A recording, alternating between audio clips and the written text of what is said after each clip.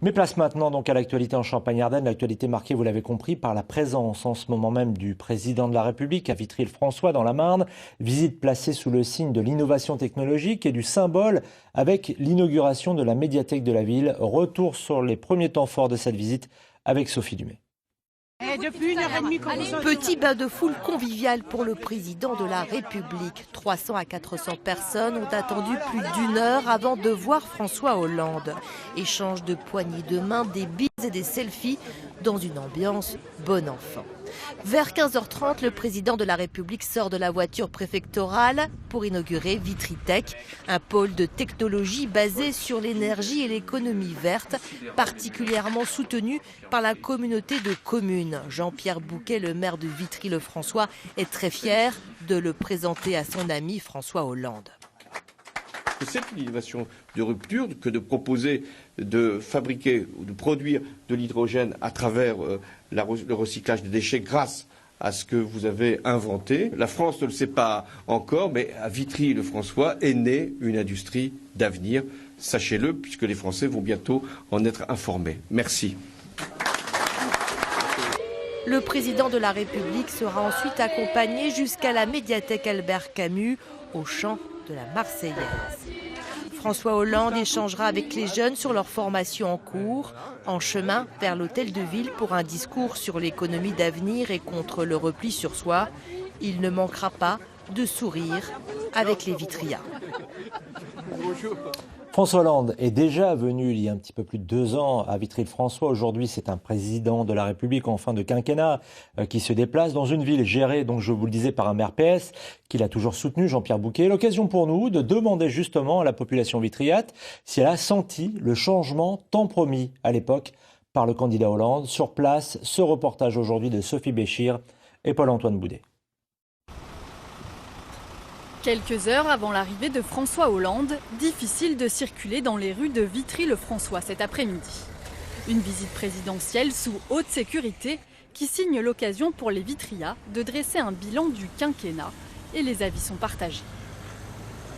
Quand il y a eu pour les otages, enfin tous les attentats, moi j'ai trouvé qu'il était bien. Ouais.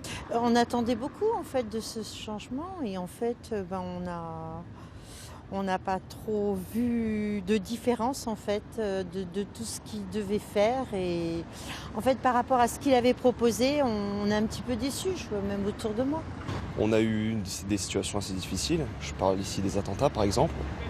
On ne saurait pas si un autre président aurait pris les bonnes décisions et je pense que dans le fond il s'en est bien sorti. J'ai pas voté pour lui la dernière fois, j'ai pas voté pour Sarkozy, c'est la première fois que je me suis abstenu.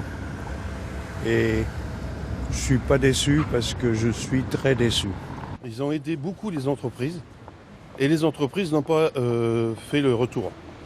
Et ça, je trouve ça quand même, je pense qu'on aurait pu s'en apercevoir beaucoup plus tôt et mettre quand même les choses bien à plat avec les syndicats et tout. Plus de 2 ans après sa dernière venue à Vitry-le-François, le président offre un nouveau coup de projecteur sur la ville. Une dernière visite de François Hollande à 47 jours du premier tour de l'élection présidentielle. Voilà, François Hollande qui s'était déplacé à l'occasion de sa campagne en 2012. Abordons maintenant l'aspect politique de la visite du chef de l'État, visite que vous avez suivie tout au long de la journée. Vincent Tollet. Bonsoir Vincent, on vous retrouve en direct de Vitry-le-François. Vincent, François Hollande a pris l'habitude depuis plusieurs déplacements maintenant de commenter la campagne présidentielle. L'a-t-il fait encore aujourd'hui à Vitry-le-François ? Écoutez, non, pas de commentaire de la campagne présidentielle par François Hollande aujourd'hui, alors qu'effectivement cette campagne est troublée et qu'on aurait pu s'y attendre. En revanche, il a fait une annonce au niveau local, la création d'un hôpital, d'une clinique pour étudiants malades. Et cet hôpital, cette clinique s'installerait dans l'hôpital de Vitry-le-François avec une centaine d'emplois à la clé. On écoute le président de la République. J'étais venu aussi pour répondre à une sollicitation qui m'avait été adressée par le maire Jean-Pierre Bouquet, qui depuis longtemps voulait, avec la région Grand Est, qu'il y ait un nouvel établissement psychiatrique sous l'égide de la Fondation de santé des étudiants de France être créé et nous allons le faire. Les autorisations vont être données pour que des jeunes qui sont en difficulté, qui ont des problèmes psychologiques pendant un temps, il y en a beaucoup qui souffrent dans leur esprit, parfois dans leur chair, puissent être accueillis et puissent dépasser ce moment difficile pour se remettre pleinement dans leurs études. Vincent, François Hollande n'a toujours pas exprimé son choix de candidat entre Benoît Hamon et Emmanuel Macron. En sait-on plus sur le sujet à l'issue de cette visite marnaise ? Non, on n'en sait pas plus sur le sujet. C'est vrai que Benoît Hamon, le candidat socialiste, cale dans les sondages. Il a bien du mal à rassembler ce parti socialiste divisé. Alors, qu'en pense François Hollande? Ça, on l'ignore. Il n'en a pas dit plus aujourd'hui. Ce que l'on sait, c'est qu'il est idéologiquement plutôt proche d'Emmanuel Macron. Alors, un indice peut-être avec Jean-Pierre Bouquet, le maire de Vitry-le-François, qui est proche de François Hollande.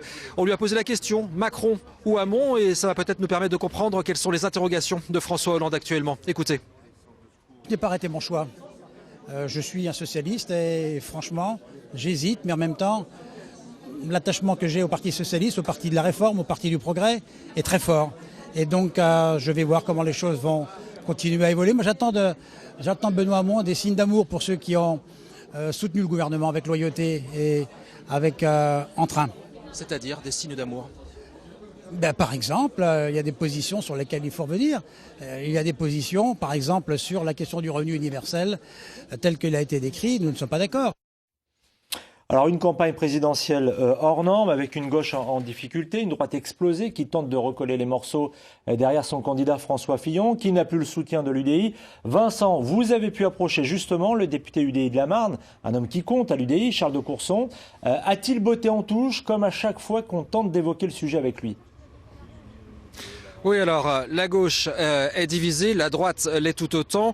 Il y a ce soir, en ce moment même, une réunion de la direction de l'UDI pour savoir ce qu'ils vont faire, se retirer de la campagne de François Fillon. J'en profite, Laurent, pour vous montrer ces images. C'est François Hollande qui sort de l'hôtel de ville de Vitry-le-François en ce moment même. Voilà le président qui quitte la ville et qui va retrouver l'aéroport de Vatry pour retrouver ensuite Paris. Je vous disais donc, division à droite, division au niveau de l'UDI. Eh bien, qu'en dit Charles de Courson? Veut-il retrouver François Fillon? La réponse est clairement oui. Écoutez le député de la Marne. Je défendrai une thèse très simple, c'est que la seule solution pour les centristes est de soutenir celui qui a été issu du vote démocratique des primaires, c'est-à-dire de soutenir François Fillon. Malgré une mise en examen? Bien sûr, de toute façon il n'y a pas de plan B. Voilà, merci Vincent, vous étiez en direct de Vitry-le-François. Et je rappelle cette information importante que vous nous donniez il y a quelques minutes en direct, avec la création à Vitry-le-François d'une clinique dédiée aux étudiants malades. Elle sera intégrée à l'hôpital public Vitria, à la clé la création d'une centaine d'emplois. L'annonce donc importante du président de la République François Hollande il y a quelques minutes à Vitry-le-François. La visite de François Hollande.